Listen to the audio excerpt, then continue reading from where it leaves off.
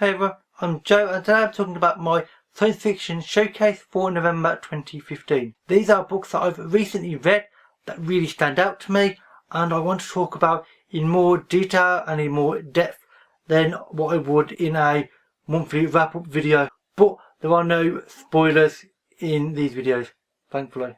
No fear there. Anyway, without further delay, let's start talking about the books. The first is Dawn by Octavia E. Butler. This is book 1 in the Xenogenesis trilogy. The name of the trilogy itself, Xenogenesis, should give you a little indication of what you might expect. The book has a post-apocalyptic background to Earth.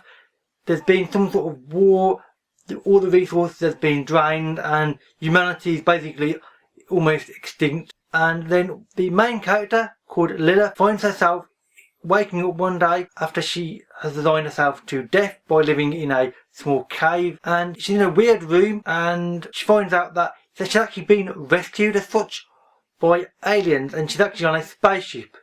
The aliens have rescued many other thousands of humans that were hiding in caves, in underground bunkers and such all around the world, and they've basically sort of tried to rescue whoever they can and obviously sort of give medical attention where needed. And basically they want Lilith to sort of understand them and then use her so as a sort of figurehead for humans that they can send back to Earth to sort of repopulate the planet basically. However, they're not purely altruistic. They're not doing this out of the generosity of their hearts. They are traders. The thing they trade in is DNA, and basically it means that you change who you are if you have to deal with them.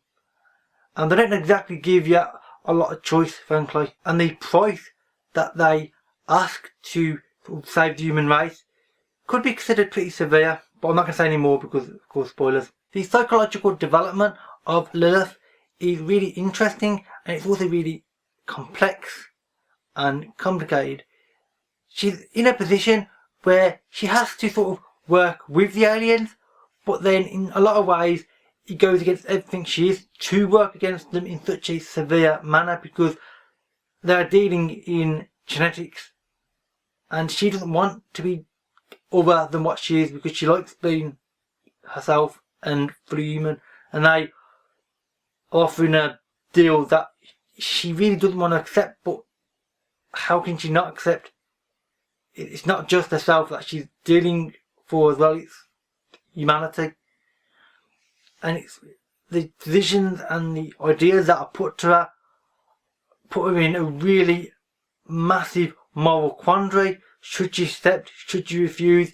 If she accepts or not, this will have massive ramifications for an enormous amount of other events. And you really get to know her character. You don't necessarily always like the character of Lilith. At some points I thought she's basically been really annoying and frankly she's making really stupid decisions. But you do understand her though, and she's developed extremely well. Through her you are asked questions of what it means to be human and what humans could be and still be human. Like if we were physically changed or mentally changed, would we still be human or would we be something other than ourselves? These questions are done in a really interesting manner, and I'm really interested to see what the next 2 books, which I haven't read yet, lead to, because they will probably bring out different parts to this overall big grand question, of which I'm quite curious about. The other thing that I thought was really impressive is the fact that Lilith herself, the same as you the reader, you have split views on exactly the same subject. Often you think that certain decisions should not be made at all, and you think no, she can't accept that because that's just wrong. But then on exactly the same subject you're also like, she must accept though, because what else is that? If she doesn't, then things will not work out well, that's what I'm going to say. And it puts yourself as well as Lilith in really weird quandaries which you don't know how to answer. And indeed the previous 2 books, the next 2 books in fact, will and hopefully should answer a few of those questions. So overall this is a really good book with some pretty weird ideas, and a few areas that were a little bit debatable. I mean, the aliens are not exactly the most agreeable ones. They tend to sort of try and force issues with people. They don't exactly give you much choice, which is a bit disturbing in a lot of respects. And there are a few stereotypes which are a bit debatable at times. But other than those few little issues, this is a brilliant book, and one that I'm happy to have read, and indeed will read the second and third of at some point. The other book that I am going to talk about is Lagoon by Knedi Okorafor. This is a science fiction book set in Lagos, which is the capital of Nigeria. I've personally never come across a book which is set in that part of the world before, and indeed I don't think a lot of books often are. And this makes for a really curious book overall. Quite simply, the plot is 3 characters are thrown together at the start of the book by a giant tidal wave that sweeps them together onto a beach.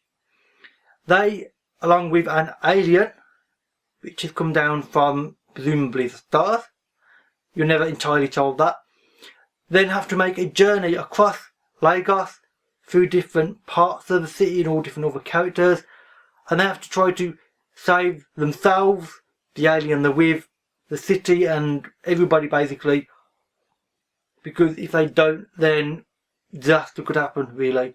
Now, the book doesn't focus on the sort of apocalyptic type start, or indeed the aliens as such. It's more a case of what drives humans and the driving forces behind them, like the really little things.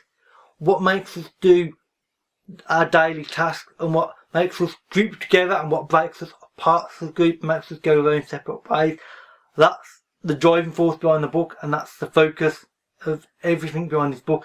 The aliens are merely the catalyst for these questions, frankly. One little area that he focuses on at one point is mob mentality, how a mob is formed, why it can be formed, and basically the effectiveness and then the lack of effectiveness that a mob can become. And it's done in a really interesting little way, and obviously the 3 main characters are directly involved in it, and it's quite weird. It's a weird area, but an interesting one, not one that I've come across that often. One thing that I thought was really impressive about this book was the fact that the setting is new, at least new to me anyway, being Lagos, Nigeria, and this can lead to some really weird and unpredictable events, and frankly it can lead to chaos in both the literal events of the book and both the way you think about the book. You can't predict what's going to happen because the setting is just so different from most science fiction books I've ever read.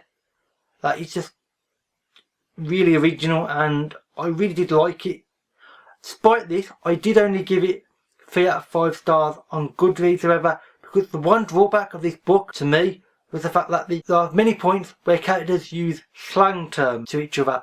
I'm not good with slang language in any books or indeed in real life. There is a slang dictionary at the very back of the book. Unfortunately, I didn't find out about this sort of slang dictionary until I'd read the entire book, and then I came across it. It would have been nice to know this before, because when some characters are having conversations using these sort of local terms and slang, I had no idea what they're speaking about most of the time, and it was like complete foreign language to me, and it sort of spoilt the flow of those sections quite badly, frankly. I probably would have gave it 4 out of 5 stars actually if it hadn't have been for that unfortunate problem. Overall though, it's a really good book. It has a thin plot but a brilliant society study and ideas on what we do when we interact and how we can possibly fail to interact in spectacular fashion. It's a really interesting book with brilliant ideas, and one that I would recommend to science fiction fans. So with that said, that's it for my first ever showcase video. I am planning to do more of these kinds of videos, so please let me know in the comments below whether this format works or not. If you've read either of these 2 books, then please let me know and we can have a talk in the comments about it. All my social media links can be found in the description box below, as always. And with that said, that's it for this video. So thank you for watching, and I'll see you another day. Bye for now.